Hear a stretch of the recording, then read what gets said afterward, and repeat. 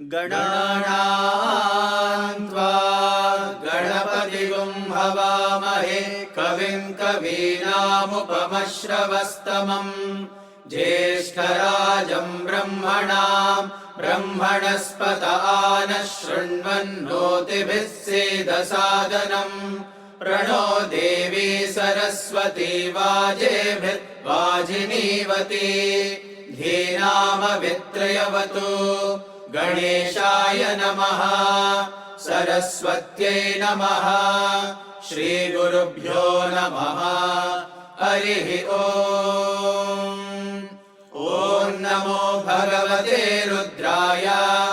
ॐ नमस्ते रुद्रमन्यव उतोत इषवे नमः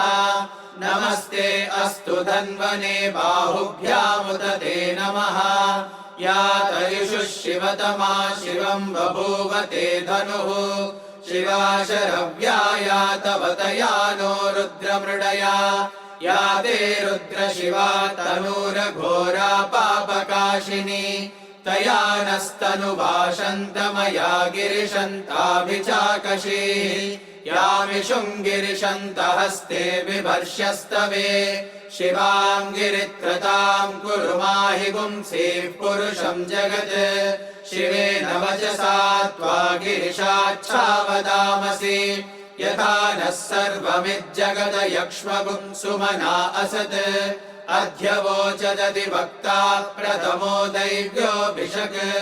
अहेगुश्च सर्वाञ्जम्बयन् सर्वाश्च यातु धान्यः असौ यस्ताम्रो अरुण उत बभ्रुः सुमङ्गलः ये चेमागुं रुद्रा अभितो दिक्षु श्रिता सहस्रशो वैशागुं हेण ईमहे असव्यो वसर्पति नीलग्रीवो विलोहितः उतैनं गोपा अदृशन्नदृशन्नुदहार्यः उतैनं विश्वा भूतानि सदृष्टो मृडयाति नः नमो अस्तु नीलग्रीवाय सहस्राक्षाय मीरुषे अधो ये अस्य सत्त्वादोऽहं तेभ्यो करन्नमः प्रमुञ्च धन्वनस्त्वमुभयोराग्नियोर्जाम् याश्च ते हस्त इषवः पराता भगवो वपा अवदत्य धनुस्त्वगुं सहस्राक्षशतेषु ते निशीर्य शल्यानामुखा शिवो नः सुमना भव विज्यं धनुः कपर्दिनो विशल्यो बाणवागुम् उत अनेशन्नस्येषव आभुरस्य निषङ्गतिः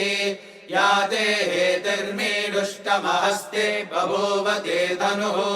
तयास्मान् विश्वतस्त्वमयक्ष्मया परिभुजा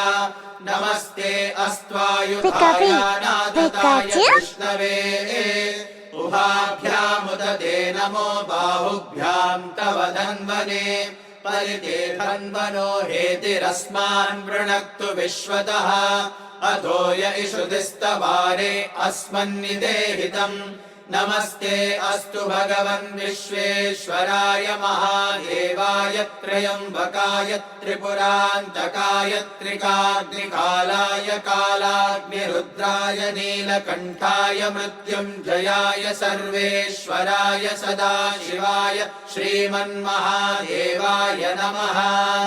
नमो हिरण्यबाहवे सेनान्ये दिशां च पतये नमो नमो वृक्षेभ्यो हरिकेशेभ्यः पशूनां पतये नमो नमः सस्पिञ्जराय त्विषीमते पतीनां पतये नमो नमो बब्लुषाय विव्याधिनेन्नानां पतये नमो नमो